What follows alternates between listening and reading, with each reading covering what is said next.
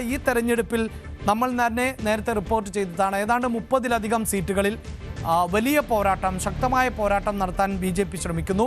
അവിടെ കൃത്യമായ ഒരു വോട്ട് വിഹിതം ഭൂരിപക്ഷ സമുദായത്തിൽ നിന്ന് അക്കൗണ്ടിലേക്ക് എത്തിക്കുക.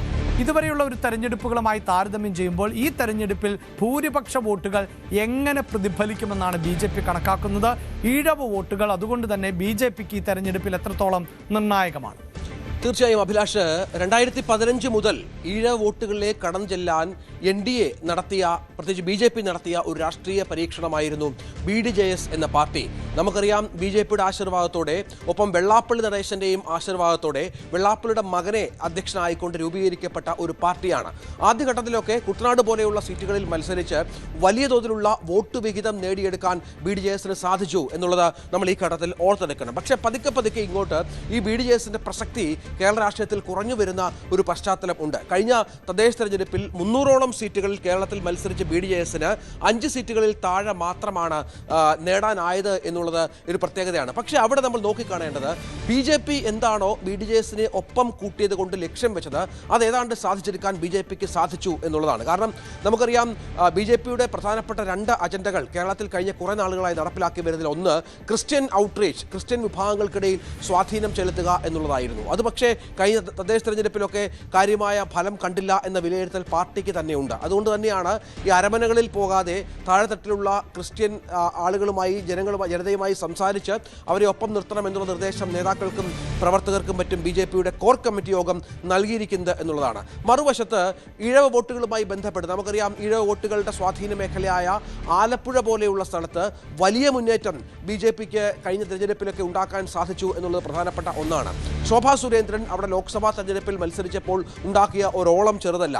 അന്ന് വെള്ളാപ്പള്ളിയുടെയും അനുഗ്രഹാശിസുകൾ ശോഭാ സുരേന്ദ്രൻ ഉണ്ടായിരുന്നു എന്നുള്ളത് കൂടി നമ്മൾ ഇതിനോട് ചേർത്ത് വെക്കണം. ഇവിടെ 2 തരത്തിലാണ്. ഒന്ന്, CPMനോട് വെള്ളാപ്പള്ളി അടുത്തു നിൽക്കുന്നു എന്ന തോന്നൽ ഉണ്ടാക്കുമ്പോഴും അവിടെ അതുമായി ബന്ധപ്പെട്ട അപകടം വെള്ളാപ്പള്ളി മനസ്സിലാക്കുന്ന ഒരു പശ്ചാത്തലമുണ്ട്. CPI അടക്കമുള്ള ഘടകകക്ഷികൾ, CPI ഉണ്ട്, കേരള കോൺഗ്രസ് B അടക്കമുള്ള ഘടകകക്ഷികൾ വെള്ളാപ്പള്ളിയെ ഏതാണ്ട് പൂർണ്ണമായി എതിർക്കുകയും വെള്ളാപ്പള്ളിക്കൊപ്പം മുഖ്യമന്ത്രി പോയതടക്കമുള്ള കാര്യങ്ങൾ ചൂണ്ടിക്കാട്ടി വെള്ളാപ്പള്ളി വലിയ അപകടമാണ് എന്ന് CPI മുന്നോട്ട് വെക്കുന്ന കാര്യങ്ങളൊക്കെ നമ്മൾ കണ്ടു. പക്ഷേ CPM നേതാക്കൾ ആരും പരസ്യമായി വെള്ളാപ്പള്ളിക്കെതിരെ രംഗത്ത് വരുന്നില്ല എങ്കിൽ പോലും ആ അപകടം വെള്ളാപ്പള്ളി തിരിച്ചറിയുന്നുണ്ട് എന്ന് വേണം കരുതാൻ. ഇതിൻ്റെ ഭാഗമായാണ് BJP നേതാക്കൾ കഴിഞ്ഞ ദിവസം കണിച്ചുകുളങ്ങരയിലെത്തി വെള്ളാപ്പള്ളിക്ക് പൂർണ്ണമായ പിന്തുണ പ്രഖ്യാപിക്കുകയും മറ്റും ചെയ്തത്.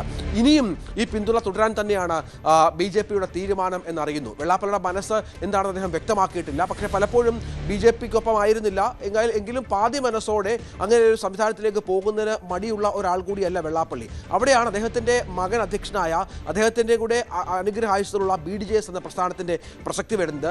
ഞാൻ മനസ്സിലാക്കുന്നതനുസരിച്ച് BDJS നേരത്തെ ചില വാർത്തകളൊക്കെ ഉണ്ടായിരുന്നു, മുന്നണി വിടാൻ ഒരുങ്ങുന്നു, മറ്റ് ഏതെങ്കിലും മുന്നണികളിലേക്ക് ചേക്കാറാൻ ഒരുങ്ങുന്നു എന്ന കാര്യങ്ങളിലൊക്കെ. പക്ഷേ അപ്പോൾ ഇന്നലത്തെ ഒരു കൂടിക്കാഴ്ച കൂടി ചേർത്ത് വെക്കുമ്പോൾ അത് കൂടി പ്രകാശ് ജാവദേക്കർ അടക്കമുള്ള കാര്യങ്ങൾ വെള്ളാപ്പള്ളിയോട് സംസാരിച്ചു എന്ന് വേണം മനസ്സിലാക്കാൻ.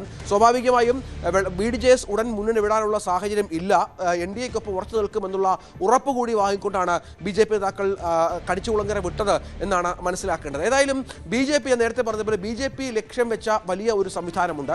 അത് ഈഴവ വോട്ടുകൾ തങ്ങൾക്കൊപ്പം എത്തിക്കുക എന്നുള്ളതാണ്. നമുക്കറിയാം, നേരത്തെ തെരഞ്ഞെടുപ്പുകളിലൊക്കെ CPMനൊപ്പം ഇടതുപക്ഷത്തിനൊപ്പം ഉറച്ചു നിന്ന വോട്ടുകളാണ് ഈഴവ വോട്ടുകൾ. ഈഴവ വോട്ടുകൾ കൊണ്ടാണ് പലപ്പോഴും CPMും CPIയും ഒക്കെ പല സീറ്റുകളിലും, നിർണായകമായ സീറ്റുകളിലും വിജയം കൊയ്തിട്ടുള്ളത്.